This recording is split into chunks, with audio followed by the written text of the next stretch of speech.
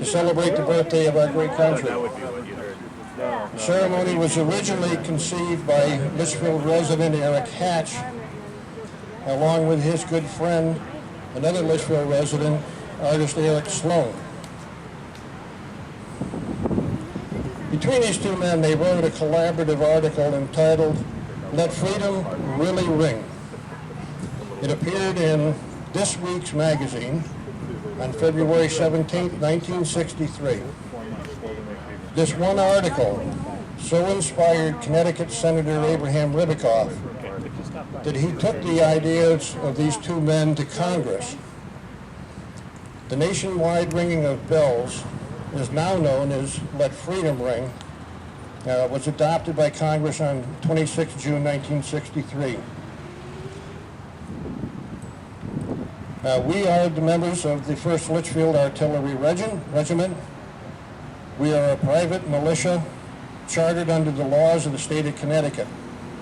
The guns that you see here today are vintage 1841, and they're referred to as 6-pounder cannons. This kind of cannon is the one that saw the early action during the Civil War. One of the purposes of our militia is to preserve the lore of horse-drawn artillery and to demonstrate it in public functions.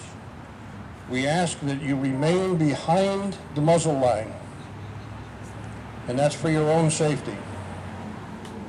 If a safety officer does come and ask you to move, it's for your safety also. Please comply. Once we're done firing, the church bells in town should ring at 2 o'clock, the official time of the signing of the Declaration of Independence. After that time, when the men have the guns safetied, any of you that want to go in and see them, photograph them, or talk to them about them, you're welcome at that time.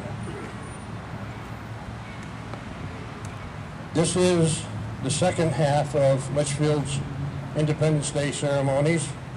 The first ones were honoring Declaration of Independence signer and Governor of Connecticut, Oliver Wolcott, and also Colonel Benjamin Talmadge, who was George Washington's spymaster. This is the second part of our ceremonies. President Ronald Reagan said something very plainly when he said, "Freedom is never more than one generation away from extinction." We do not pass it to our children in the bloodstream. It must be fought for, protected, and handed on to them to do the same.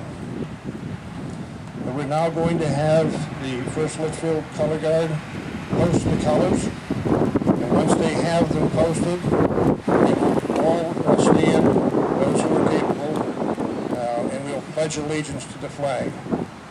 All veterans, we ask to salute, whether you're in uniform or not. All else, we ask you to place your hand over your heart and follow us with a pledge of allegiance. Color Guard, post the colors.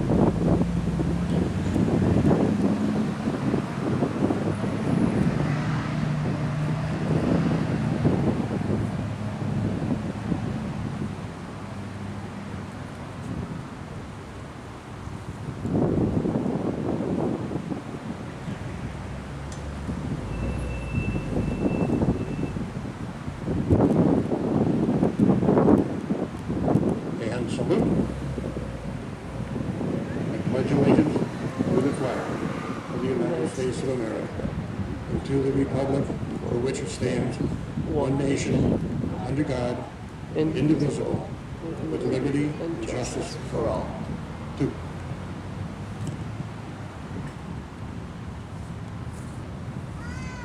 Major Duke Kukinski, you may have your cannoneers prepared to serve the peace. At this time, it gives me great pleasure to introduce the first selectman of the town of Litchfield, a U.S. Air Force Major, Leo Paul. And he introduces Let Freedom Ring ceremony and leads us in that. Leo.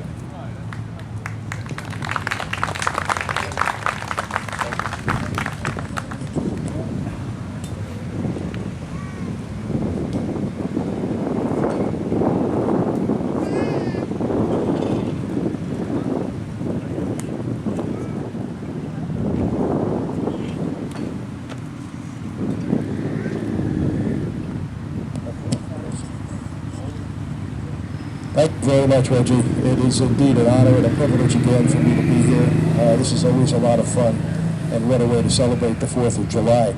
I am going to read a concurrent resolution number 25, which is a concurrent resolution to let freedom ring that Reggie had outlined for you all. Whereas the tolling of the Liberty Bell at Independence Hall, Philadelphia, Pennsylvania, at 2 o'clock in the afternoon of the 4th day of July, 1776, proclaimed the signing of the Declaration of Independence, and whereas the adoption of this historic document marked the birth of our country as a free and independent nation, and whereas it is fitting that the anniversary of this great event should be appropriately observed in each year at the same moment throughout the United States.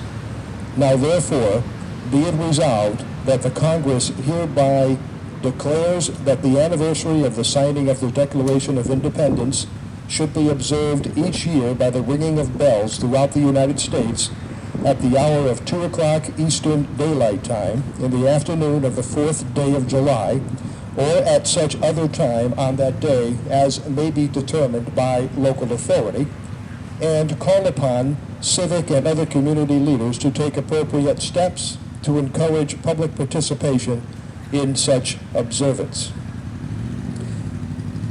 Eric Hatch, who fought in both World War I and World War II, and who also founded the first Litchfield Artillery, died on July 4th of 1973 at 2:15 p.m.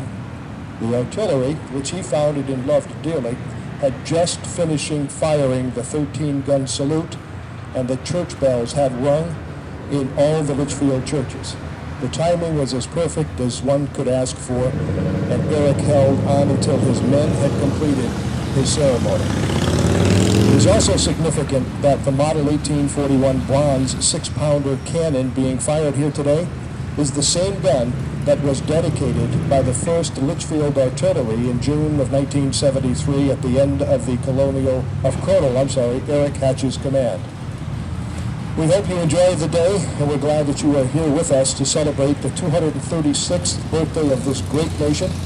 We will fire a cannon to salute each of the original 13 colonies in the order that they ratified the Constitution of the United States of America.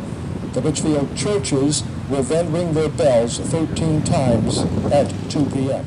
The first state to ratify the Constitution of the United States was Delaware on December 7th, 1787. Battery 4. Fire.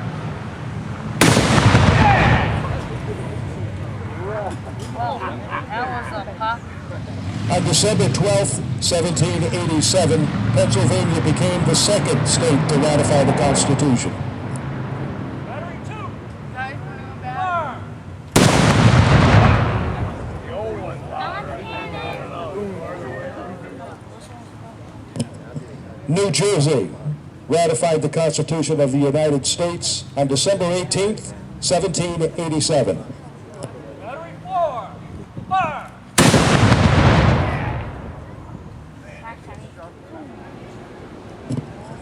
Georgia on January 2nd, 1788. Battery 2. Fire.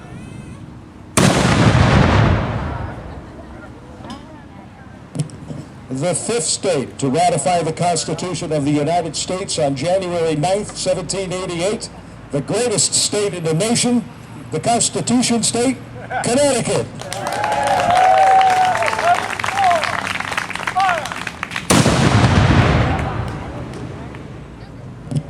Our neighbors to the north, Massachusetts, was the sixth state to ratify the Constitution on February 6th, 1788.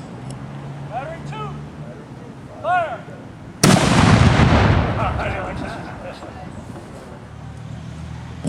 On April 28th, 1788, the state of Maryland ratified the Constitution.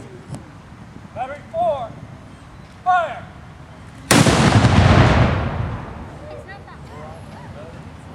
The eighth state to ratify the Constitution, South Carolina, on May 23rd, 1788. Battery 2. Fire.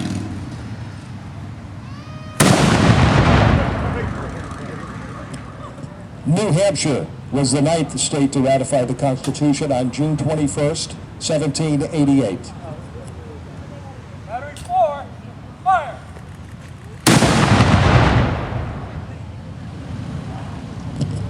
Virginia was the 10th state to ratify on June 25th, 1788. Battery 2. Fire.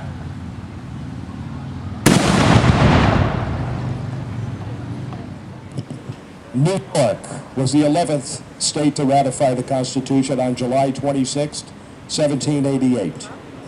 Battery 4. Fire.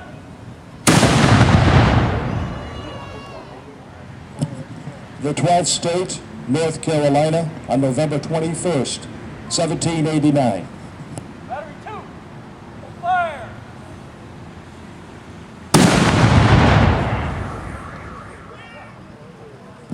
The 13th state to ratify the Constitution of the United States of America was Rhode Island, May 29th, 1790. Battery 4.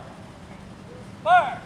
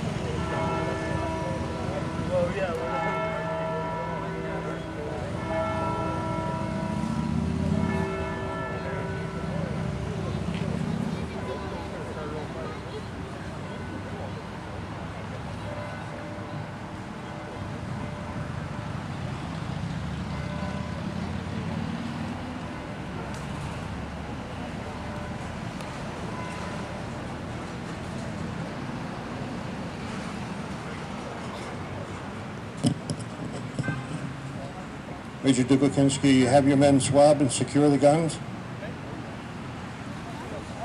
Secure.